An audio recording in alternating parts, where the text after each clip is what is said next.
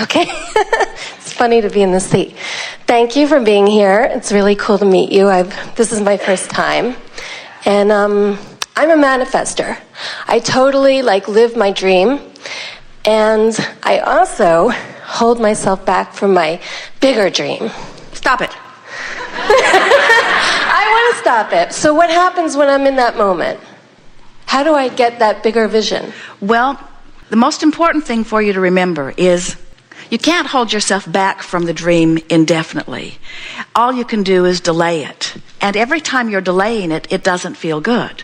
So in any moment that you don't feel good, don't fight against your proximity to your dream. Just try to find a thought that feels better. In other words, anytime you're doing that thing that's keeping you from closing the gap, you're feeling some version of negative emotion, which is always your indication that you're pointing in opposition to who you really are and what you really want. So talk to us. Let's talk some specifics, and we will help you to find those downstream statements. You'll feel it happen within you, and then you'll know what to do anytime. Okay. So what's the dream? So my dream is larger than what I'm living. You want to know exactly what it is? Well, only if you want to say, but we want you to understand that your dream is always larger than what is, because you are always an expanding being. Okay. And when someone says, I have a really big dream, what they're saying to us is, I have a really big gap between where I am and my dream. Yeah, that's right. And so we want to talk about how to close the gap. You don't close the gap by trying to diminish the dream. Right. You close the gap by amplifying your sense of willingness or worthiness or capability of getting to where you want to be. In other words, you have to diffuse the resistance, which always feels like negative emotion. Okay. So it will be helpful to you if you want to talk about it, or you can make something up and we can play more limply. No, it's okay. I'll tell you. So I'm an artist as well, and I'm a jeweler, and I make good money. I manifest sales constantly. And I want to manifest bigger sales. I want to work in bigger stones. I want more gold. I want more all right, materials to now work you see, with. we want you to understand that you didn't just come to this. In all of this wonderful evolution that your art has been, every moment that you are creating and designing and planning, you have been contributing to that vibrational escrow. And you're right, it is magnificent. And now, as you have a contradictory thought, it makes you feel uncomfortable, and that's what's making you call this a big dream. And we want you to understand that it is not more difficult to create a castle than a button. Okay. It's not more difficult to create multi-million-dollar pieces of jewelry and art than it is something that the tourists are wanting to buy down on the beach. It is not any different. And so when you say, I have a really big dream, we say, we agree with you. You have a really big dream. Now give us some vocabulary and let's see if your day-to-day thoughts are upstream or downstream. Okay. So I think that it can happen. Like Oprah's my neighbor, and I want her to come into my studio and buy all my jewelry or my sculptures. And it hasn't happened. She hasn't walked in the studio, but she's been everywhere else around my neighborhood. Well, she can't come into a place where she can't come. In other words, when you say, someone's missing, someone's missing, someone's missing, someone's missing, someone's missing, right. Someone's missing, someone's missing, someone's missing, someone's missing, someone's missing, you create a vortex that doesn't let them in even if they want to go in. She's getting up in the morning and she's saying, oh yeah, I keep meaning to go into that shop and I keep missing it. I keep forgetting about it. I can't find my way in it. Here's the most important thing that we're wanting to say, and it's something that we really want this room full of deliberate creators to hear. You're trying too hard. Yeah, that's me. Well, when you said, I'm a manifester, I am a manifester. Right. And we say, we want you to be an allower of manifestation. Feel the difference between I'm seeking a healing, which is, I'm seeking a healing. Doesn't that feel upstream? Yeah. Or I'm allowing wellness. I'm going to find a way to make it happen. Isn't that upstream? It's already happened. It's just a matter of time. Isn't that downstream? Yeah. So offer some more statements. One at a time, not a story, okay. Just a few statements about your shop, about your work. I have really unusual sculptures in my garden that I want to sell. All right, now, was that Upstream? I have really unusual sculptures in my garden that I want to sell. It's Upstream, isn't it? In other words, it is? Yeah, well, just feel for just a minute. Oh, you mean because I went to let go of them?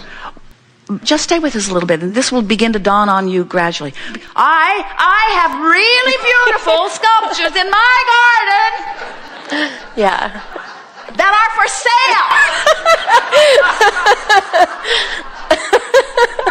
sale. Or, people love spending time in my garden looking at my beautiful things. Well, doesn't that keep my sculptures in my garden so people could come to spend time there? Well, but feel the difference. Now, we're not saying that some words are right and some words are wrong. We're just wanting to demonstrate to you the difference in the way it feels. So far, that statement wasn't enough to move you in any way. So then you reach again for something more. I love it when people come into the garden. And I love how when they spend time, they begin to feel the rhythm of it. And I love watching someone in the garden, and I can almost watch it happen, where they just sort of come in, browsing around. They might not even really have this much money that they want to spend, but when they're there, they begin to catch the feeling and the spirit of it, and I can see them wanting to take a piece of that back to where they are, once they spend a little bit of time, and I love watching that flip. I love watching that, and I know that a lot of people are coming just for the ambience of the garden, and I love that too. But every now and again, somebody comes in that's right on the brink. Now, here's the thing that we want you to understand.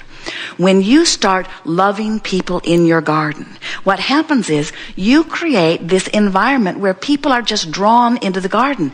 When you say, I have something to sell, if they don't have money to spend, then that's almost an aversion to them. That's a place where they don't want to go. You're too needy, and it does not resonate with what they're feeling in the moment. But when you are in love with your garden, when you're in love with your things, when you're in love with the people, whether they buy or whether they don't, when you're just in love with the experience, now you're creating this ambiance of invitation where people just feel good when they're there. And now your doors are open and people are flowing. Jerry and Esther have seen it. They've charted it for years. They can walk into an empty store, and within 5 minutes of them being in the store is full of people.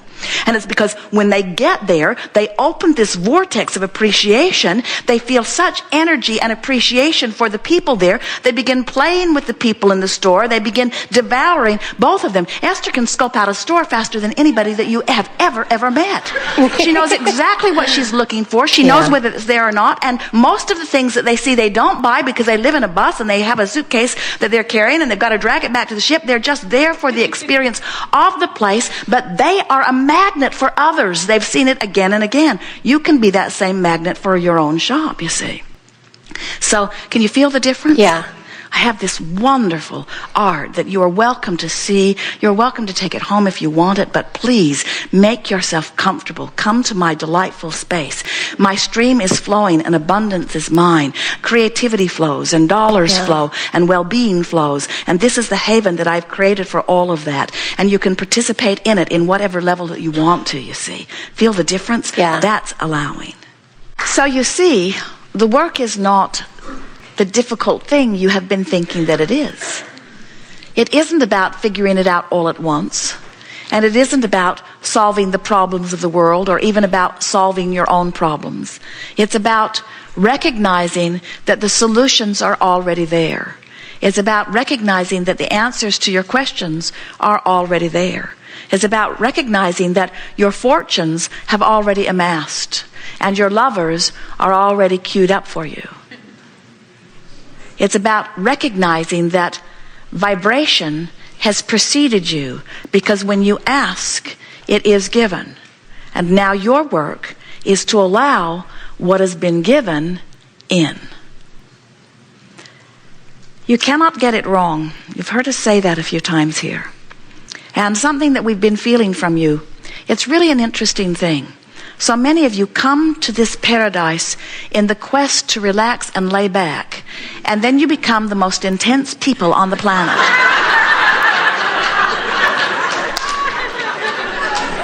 You are so determined to find your freedom that you fight for it in ways you don't need to fight for it. In every bit of fight or struggle or quest, you're pointed upstream. In every bit of relaxing and allowing and breathing and trusting, you are downstream. When you hope, you're more downstream than when you doubt. When you appreciate, you are more downstream than when you criticize. When you laugh, you are always more downstream than when you cry. When you look into your past, you are usually more upstream than downstream. When you look into your future, you are usually more downstream than upstream. When you look into your now, where all of your power is, you have the choice. But the choice isn't a great thought as opposed to a bad feeling thought. The choice is only a slightly better or a slightly worse feeling thought. And that's what you want to tune yourself to. You want to tune yourself to, is this an improved thought or not? Esther is driving down the highway in the monster bus with the car in tow, wailing at speeds we cannot tell you. We really can't tell you. The speedometer doesn't go that far sometimes. And Jerry is in the back, clinging to life, doing some project, working on something. And Esther will think of something that she wants to tell him. But he can't hear her. She was honking the horn, but it was scaring drivers off into the bushes. So she found a button that she can push, that when she pushes it, it turns all the lights on. And when she pushes it again, it turns all the lights off. So he sees the lights go on and off, and he realizes Esther has something to say. So he puts away whatever he's doing and makes his way all the way to the front of the bus and says, yes, you have something you want to say? And Esther sometimes says, oh, never mind. It was an upstream thought. And we say, isn't it nice that he was all the way in the back of the bus? Because if he'd been sitting right there next to her, she just would have blurted it out. And then he would have either agreed, which would have made it more upstream, or disagreed, which would have made it more upstream for Esther. In other words, when you've got an upstream thought and you start talking about it, it always becomes more upstream. But the fact that it took him a while to get there gave her an opportunity to realize that it was upstream and to begin making another decision. And that's what we wish for you. We wish for you to realize that you have an option of feeling a little worse or feeling a little better, and that's all that the art of allowing is. And as you make the decision to feel better as much as you can, before you know it, all that stuff that's been lined up outside your door, all that stuff that's floating free in the river, all that stuff that the universe has orchestrated on your behalf begins to flow into your experience. You rendezvous with the answers to your questions. You rendezvous with the solutions to your problems. You rendezvous with your lovers and your fortunes and your wonderful times of life. You rendezvous with what you deserve and have deserved all along. And we take such delight in watching the rendezvous. But do you know? We're taking delight already in what you've amassed. And if you have to croak before you catch up, that's fine with us. But this gathering is about showing you how to catch up now, if it is your desire. We've enjoyed this interaction immensely. There is great love here for you. We are complete.